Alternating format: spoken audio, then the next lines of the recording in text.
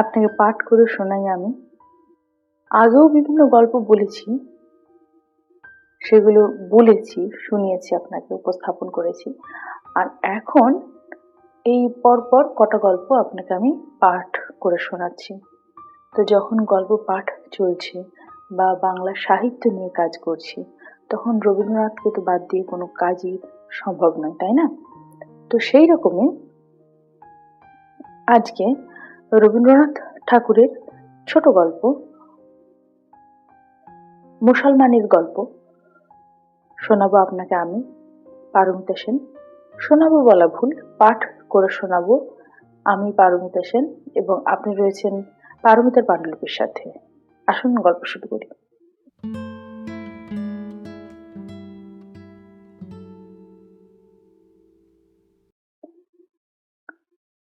তখন অরাজকতার চরগুলো কণ্টকিত করে রেখেছিল রাষ্ট্রশাসন। অপ্রত্যাশিত অত্যাচারের অভিঘাতে দোলায়িত হতো দিন রাত্রি। দুঃস্বপ্নের জাল জড়িয়েছিল জীবনযাত্রার সমস্ত ক্রিয়াকর্মে। গৃহস্থ কেবলই দেবতার মুখ তাকিয়ে থাকত। অপদেবতার কাল্পনিক আশঙ্কায় মানুষের মন থাকত আতঙ্কিত। মানুষ হোক আর দেবতাই হোক, কাউকে বিশ্বাস করা কঠিন ছিল। কেবলই চোখের জলের দোহাই পারতে হতো। শুভকর্ম এবং অশুভ কর্মের পরিণামের সীমারেখা ছিল ক্ষীণ। চলতে চলতে পদে পদে মানুষ হোঁচট খেয়ে খেয়ে পড়ত দুর্গতির মধ্যে। এমন অবস্থায় বাড়িতে রূপসী কন্যার অভ্যাগম ছিল যেন ভাগ্য বিধাতার অভিসম্পাত। এমন মেয়ে ঘরে এলে পরিজনরা সবাই বলতো, পোড়ার মুখে বিদেয় হলেই বাঁচি। সেই রকমই একটা আপদ এসে জুটেছিল ৩ মহলার তালুক বংশীবদনের ঘরে। কমলা ছিল সুন্দরী, তার বাপ মা গিয়েছিল মারা। সেই সঙ্গে সেও বিদায় নিলেই পরিবার নিশ্চিন্ত হতো, কিন্তু তা হলো না। তার কাকা বংশী অভ্যস্ত স্নেহে অত্যন্ত সতর্কভাবে এতকাল তাকে পালন করে এসেছে।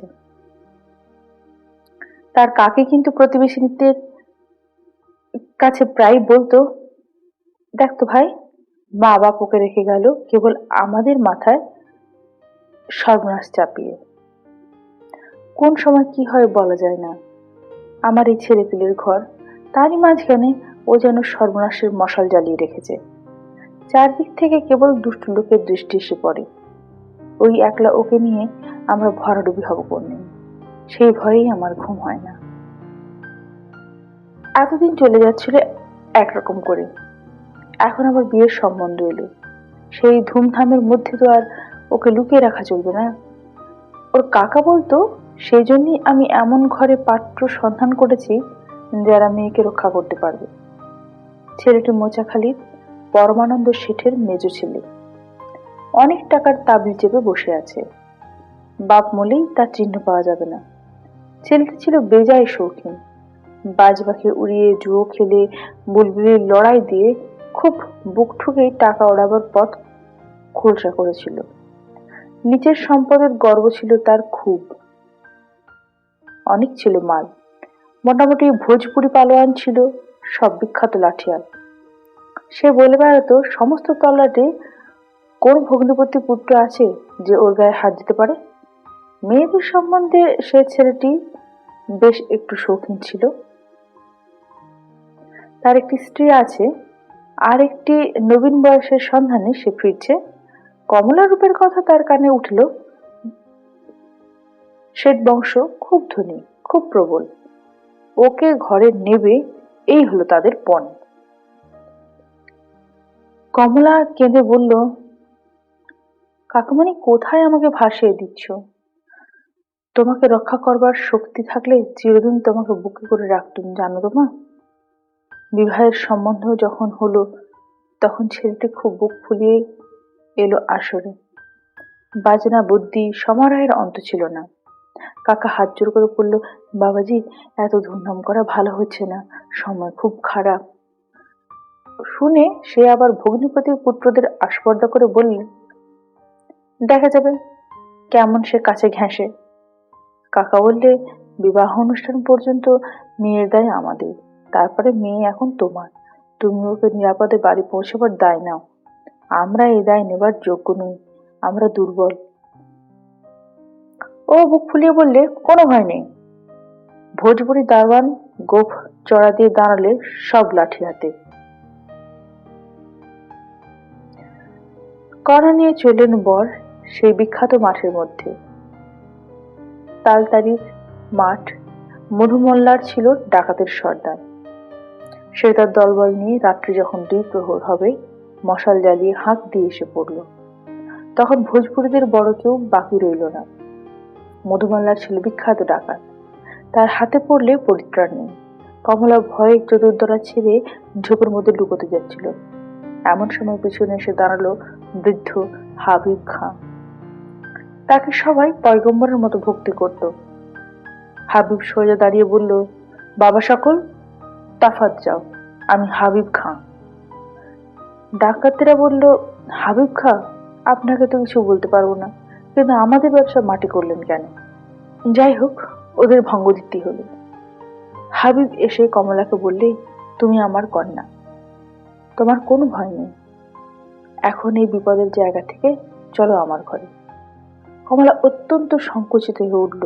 হাবিব বলল, বুঝেছি, তুমি হিন্দু ব্রাহ্মণের মেয়ে, মুসলমানের ঘরে যেতে সংকোচ হচ্ছে, কিন্তু একটা কথা মনে রেখো, যারা যথার্থ মুসলমান তারা ধর্মনিষ্ঠ ব্রাহ্মণকে সম্মান করে।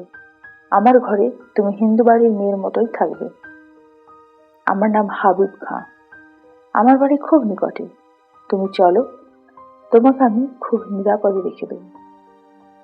কমলা ব্রাহ্মণের মেয়ে, সংকোচ কিছুতেই যেতে চায় না। সেই দেখে হাবিব বলে, দেখো, আমি বেঁচে থাকতে এই তল্লাটে কেউ নেই যে তোমার ধর্মে হাত দিতে পারে। তুমি এসো আমার সঙ্গে, ভয় করো না। হাবিব খাঁ কমলাকে নিয়ে গেল তার বাড়িতে। আশ্চর্য এই, মুসলমান বাড়ির 8 মহলা বাড়ির 1 মহলে আছে শিবের মন্দির আর হিন্দু আইনের সমস্ত ব্যবস্থা। এক বৃদ্ধ হিন্দু ব্রাহ্মণ এলো। সে বলল, মা হিন্দুর ঘরের মতো এ জায়গা তুমি জেনো, এখানে তোমার জাত রক্ষা হবে। কমলা কেঁদে বলল, দয়া করে কাকাকে খবর দাও, তিনি নিয়ে যাবেন। হাবিব বললেন, বাছা, ভুল করছো, আজ তোমার বাড়িতে কেউ তোমাকে ফিরিয়ে নেবে না, তোমাকে পথের মধ্যে ফেলে রেখে দিয়ে যাবে, না হয় একবার পরীক্ষা করে দেখো। হাবিব খাঁ কমলাকে তার কাকার খিড়কির দরজা পর্যন্ত পৌঁছে দিয়ে বলল, আমি এখানেই অপেক্ষা করে রইল। বাড়ির ভেতরে গিয়ে কাকার গলায় জড়িয়ে ধরে কমলা বললেন, কাকামণি, তুমি আমাকে ত্যাগ করো না। কাকার 2 চোখ দিয়ে জল পড়তে লাগলো। কাকে এসে বলে উঠলেন, দূর করে দাও, দূর করে দাও অলক্ষকে, সর্বনাশী, বেচাতের ঘর থেকে ফিরে এসেছিস আবার, তোর লজ্জা নেই? কাকা বললে, উপায় নেই মা, আমাদের যে হিন্দু ঘর, এখানে তোমাকে কেউ ফিরে নেবে না, মাঝের মধ্যে আমাদেরও জাত যাবে। মাথা হেট করে রইল কমলা কিছুক্ষণ, তারপর ধীর পদক্ষেপে খিড়কির দরজা পার হয়ে হাবিবের সঙ্গে চলে গেল। চিরদিনের মতো বন্ধ হলো তার কাকার ঘরে ফেরার কপাট। হাবিব খাঁর বাড়িতে তার আচার ধর্ম পালন করার ব্যবস্থা রইল। হাবিব খাঁ বললে, তোমার মহলে আমার ছেলেরা কেউ আসবে না, এই বুড়ো ব্রাহ্মণকে নিয়ে তোমার পুজো আচার, হিন্দু ঘরের আচার বিচার মেনে চলতে পারবে। এই বাড়ির সম্বন্ধে পূর্বকালের একটু ইতিহাস ছিল। এই মহলকে লোকে বলতো রাজপুতানির মহল। পূর্বকালের নবাব এনেছিলেন রাজপুত মেয়েকে, কিন্তু তাকে তার জাত বাঁচিয়ে আলাদা করে রেখেছিলেন। সে শিব পুজো করত, মাঝে মাঝে তীর্থ ভ্রমণেও যেত। তখনকার অভিজাত বংশীয় মুসলমানের ধর্মনিষ্ঠ হিন্দুকে শ্রদ্ধা করত।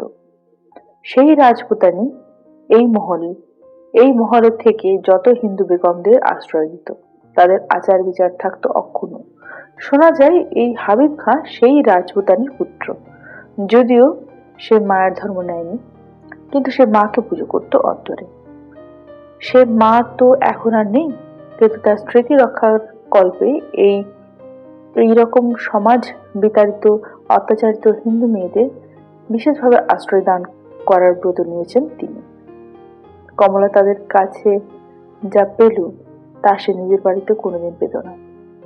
সেখানে কাকে তাকে দূর ছাই করতো, কেবল শুনতো অলক্ষী, সে সর্বনাশী, সঙ্গে এনেছে সে দুর্ভাগ্য, সে মরলেই বংশ উদ্ধার পায়। তার কাকা তাকে লুকিয়ে মাঝে মাঝে কাপড় চোপড় কিছু দিতেন, কিন্তু কাকির ভয়ে সেটা গোপন রাখতে হতো। রাজপুতানের মহলে এসে সে যেন মহিষীর পদ পেল। এখানে তার আদরের অন্ত ছিল না। চারদিক থেকে দাস দাসী সবই হিন্দু ঘরের ছিল। অবশেষে যৌবনের আবেগ এসে পৌঁছল তার দেহে। বাড়ির একটি ছেলে লুকিয়ে লুকিয়ে আনাগোনা শুরু করলো কমলার মহলে। তার সঙ্গে সে মনে মনে বাঁধা পড়ে গেল।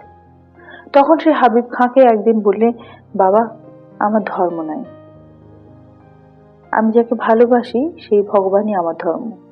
যে ধর্ম চিরদিন আমাকে জীবনের সব ভালোবাসা থেকে বঞ্চিত করেছে, অবজ্ঞার রাস্তাগুলির পাশে আমাকে ফেলে রেখে দিয়েছে, সেই ধর্মের মধ্যে আমি তো দেবতার প্রসন্নতা কোনোদিন দেখতে পেলুম না।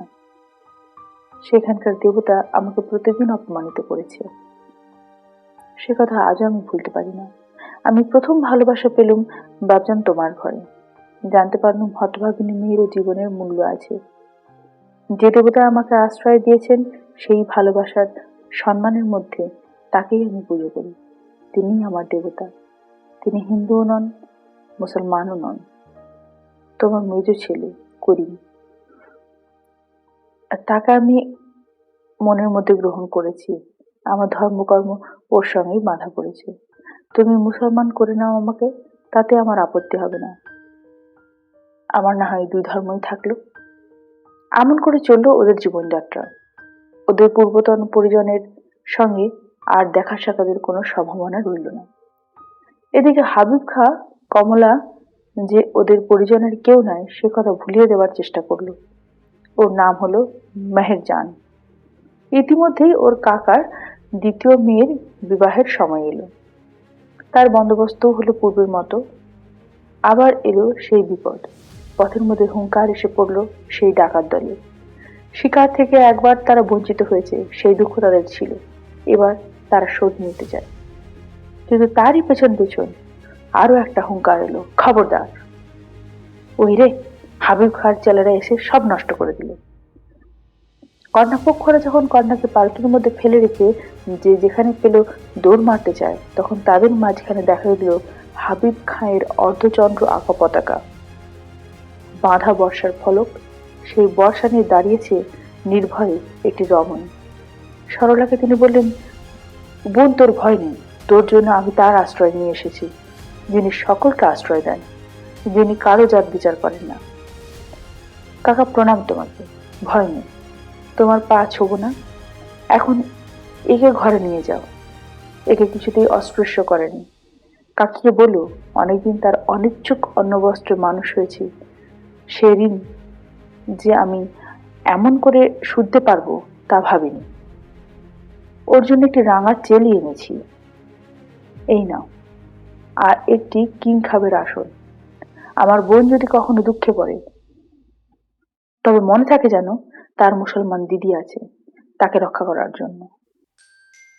মুসলমানের গল্প। এই গল্পটা এখানেই শেষ হয়। আপনাদের কেমন লাগলো অবশ্যই জানাবেন। ভালো লাগলে অবশ্যই শেয়ার করবেন, সাবস্ক্রাইব করবেন। আর যদি ভালো না লাগে তাহলেও অবশ্যই আপনার নিজস্ব মতামত জানাবেন। আপনাদের মতামত জানলে আমার সেটা ভালোই লাগবে, খুব খারাপ লাগবে না। ভালো থাকবেন সকলে। সামনের দিনে আবার আসবো নতুন কোনো গল্প নিয়ে। ততদিন নিজেদের খেয়াল রাখবেন। ধন্যবাদ।